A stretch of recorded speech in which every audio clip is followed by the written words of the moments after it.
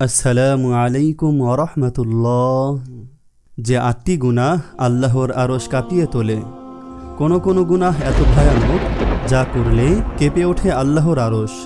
ভাবুন একবার, আপনার কোনো একটি কাজ যদি আসমানের আরশ পর্যন্ত কম্পিত করে তোলে, তাহলে সেটি কতটা মারাত্মক গুনাহ হতে পারে। ইসলাম এমন কিছু অপরাধের কথা উল্লেখ করেছে যেগুলো আল্লাহর দয়া ও রহমতের সীমাকেও কাঁপিয়ে দেয়।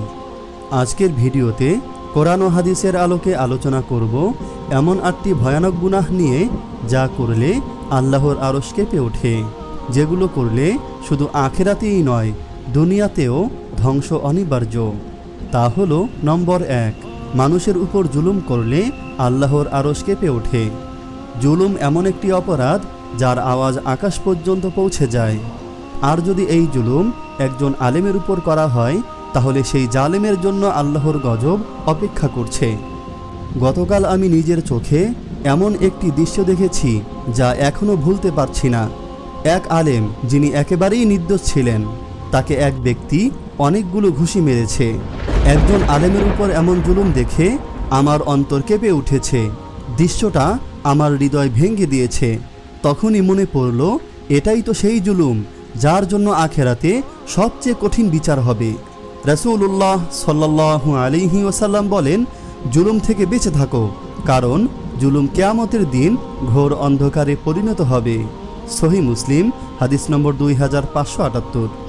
আলেমদের উপর জুলুম করা মানে আল্লাহর সঙ্গে শত্রুতা ঘোষণা করা। আল্লাহ নিজেই হাদিসে কুদসিতে বলেন, যে আমার কোনো অলির সঙ্গে দুশমনি করে, আমি তার বিরুদ্ধে যুদ্ধ ঘোষণা করি। সহিহ বুখারী, হাদিস নম্বর 6502। জুলুম শুধু শারীরিকভাবে কাউকে আঘাত করা নয়, বরং কারো অধিকার নষ্ট করা, মান সম্মান ক্ষুণ্ণ করা কিংবা মিথ্যা অপবাদ দেওয়াও জুলুম। তবে যখন এই জুলুম নির্দোষ মানুষের উপর করা হয়, তখন এর শাস্তি হয় আরও ভয়াবহ।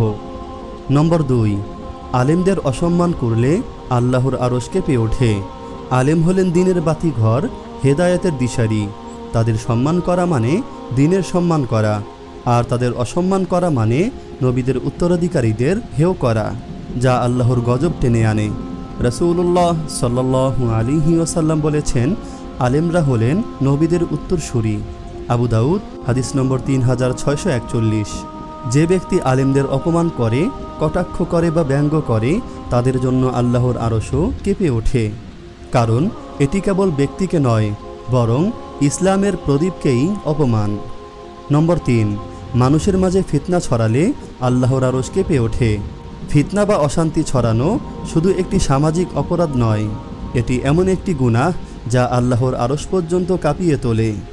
ফিতনা শুধু একটি কথা নয়, এটি একটি আগুন যা ভাইকে ভাইয়ের বিরুদ্ধে দাঁড় করায়। আল্লাহ বলেন, ফিতনা তো হত্যা থেকেও গুরুতর। সূরা বাকারা, আয়াত 191। রাসূলুল্লাহ সাল্লাল্লাহু আলাইহি ওয়াসাল্লাম বলেন, সবচেয়ে নিকৃষ্ট মানুষ সেই যে দুজনের মাঝে ফিতনা লাগায়। আহমদ, হাদিস নম্বর 9546। গতকাল আমি নিজের চোখে দেখেছি, এক ব্যক্তির ফিতনাবাজির কারণে ভাই ভাইয়ে দ্বন্দ্ব হয় এবং এক সম্মানিত আলেমকে ঘুষিও খেতে হয়। এটা কেবল দুঃখজনক নয়, এটি আখিরাতের জন্য ভয়াবহ।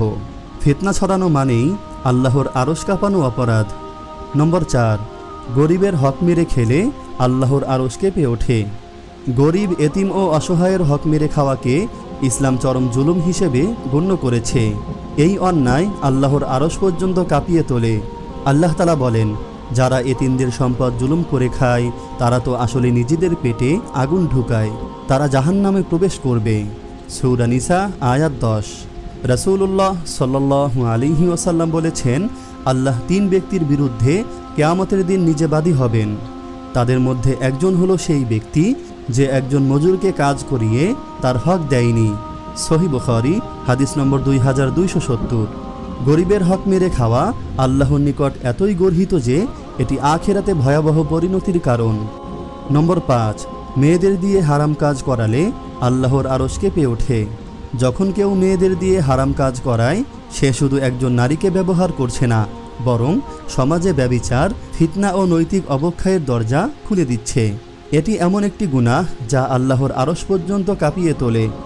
আল্লাহ বলেন, যারা মুমিনদের মধ্যে অশ্লীলতা ছড়াতে চায় তাদের জন্য রয়েছে দুনিয়া ও আখিরাতে যন্ত্রণাদায়ক শাস্তি।